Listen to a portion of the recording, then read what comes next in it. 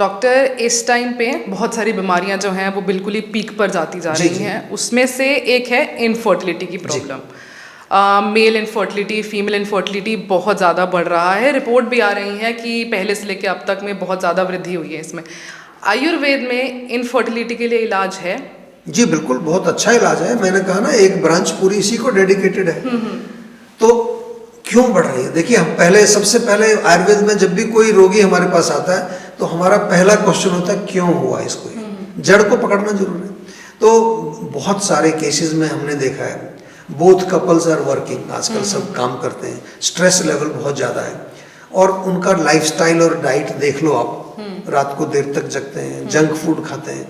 तो जो हमारे बॉडी में जो हमारा बीज है, देखो हम इसको बीज बोलते हैं, जिससे आपको जो है पौधा पैदा करना है, वो बीज में ही ताकत नहीं है। तो इनफर्टिलिटी तो होगी ना।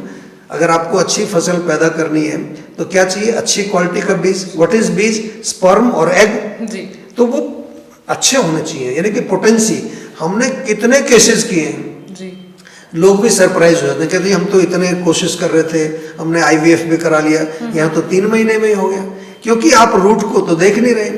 जो आपका स्पर्म कमजोर है, यानी कि काउंट ठीक है, काउंट से नहीं, हमें उसकी ताकत देखनी है, नहीं तो फर्टिलाइज नहीं होगा। फर्टिलाइज हो भी जाएगा तो अबॉर्शन हो जाएगा, क्योंकि उसमें ताकत ही नहीं है। भाई 3 महीना तो कम से कम उसको अपने अंदर शक्ति होनी चाहिए कि वो ग्रो करे, उसके बाद फिर मदर से कनेक्ट होता है। तो ये सारा जो है, हम यहाँ पर जो हमारे पास ऐसे पेशेंट आते हैं, उनके हम इसको एग और स्पर्म को नरिश करते हैं। बल्कि हमारे यहाँ तो एक पूरा प्रोग्राम है, आयुर्वेदी बोलते हैं उसको, आयुर्वेदी प्रोग्राम। उसमें हम कपल्स को थोड़ा एजुकेट करते हैं। देखिए, अगर आपको अच्छा बच्चा चाहिए, आयुर्वेदी मतलब स्वस्थ बच्चा चाहिए, तो पहले तो आप दोनों स्वस्थ होने चाहिए ना। आपके ही तो जीन्स जाएंगे ना उसमें। तो अगर आपको ये एलर्जी हो रखी है, या आपको ब्लड प्रेशर है, डायबिटीज है, तो you better first treat yourself, हम ऐसा बोलते हैं। तो दोनों कपल्स को पहले 1 महीना हम डिटॉक्स करते हैं, पूरा जो शोधन। उसके बाद 2 महीने उनको रसायन खिलाते हैं, उनको नरिश करते हैं। और ये सारा काम केवल फिजिकल लेवल पर नहीं होता, फिजिकल, मेंटल, इमोशनल, हर लेवल पर हम टच करते हैं दोनों को। फिर उसके बाद कंसेप्शन होता है। कंसेप्शन से फिर कहानी खत्म नहीं हो जाती। कंसेप्शन के बाद पूरा आयुर्वेद चरक संहिता पढ़े तो 9 महीने का पूरा उन्होंने मासानुमासिक, यानी कि मंथली रेजिमेन लिखा हुआ है। गर्भिणी परिचर्या उसको कहते हैं, कि वंस यू आर प्रेग्नेंट तो पहले महीने में क्या खाना चाहिए, क्या नहीं खाना चाहिए, दूसरे में क्या, तीसरे में, पूरा लिखा हुआ है। और ये केवल ये खाना नहीं, क्या देखना है, क्या सुनना है, आपका इमोशनल सेटअप कैसा होना चाहिए, उसमें हस्बैंड का बहुत रोल होता है। आजकल लोग सोचते हैं अब कंसेप्शन हो गया, हस्बैंड का काम खत्म। नहीं, अभी तो काम शुरू हुआ है।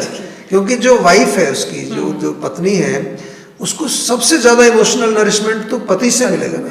He is the soulmate.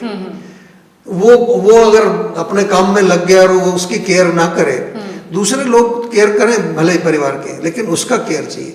तो हम तो बहुत गहराई में जाते हैं आयुर्वेद में, और इसलिए यहाँ पर जो इनफर्टिलिटी जैसे रोग हैं, उनकी बहुत अच्छी चिकित्सा होती है। हमारे यहाँ तो ऐसे पेशेंट भी आते हैं जो 4-4, 5-5 बार उनका आईवीएफ फेल हो गया है, और उनको रिजल्ट मिल रहा है। इवन जो 40 साल के, एक तो कपल आया मेरे पास जापान का, दोनों 45 ईयर ओल्ड थे, उनकी बहुत सुंदर सी बेबी है, आयुर्वेदी बोलते हैं उसकी।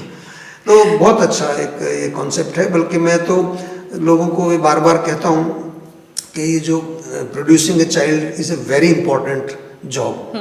इसको हल्के में नहीं लेना चाहिए। ऐसा नहीं कि ये बाई चांस हो गया जी, पीरियड नहीं आए जी, अब तो कंसेप्शन हो गया। नहीं, आपको, आपके घर में कोई मेहमान आते हैं कभी, मान लो वीकेंड पर डिनर के लिए, तो आप कितनी प्रिपरेशन करते हैं? या कोई भी आप हॉलीडे पे जाते हैं तो प्रिपरेशन करते हैं। तो इसके लिए क्यों नहीं करते प्रिपरेशन?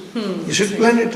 प्लान का मतलब ये नहीं कि दिमाग में आ गया चलो बच्चा पैदा करते हैं। नहीं, you have to plan yourself, physically, mentally, emotionally. Even Ayurveda में लिखा है फाइनेंशियल प्लानिंग भी होनी चाहिए। क्या मतलब उसका?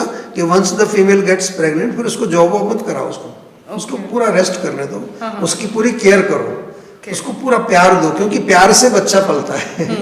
ये सब आयरन वगैरह ठीक है, आयरन और इंजेक्शन ले लो, फॉलिक एसिड ले लो, वो ठीक है, लेकिन सबसे ज्यादा नरिशमेंट चाहिए लव।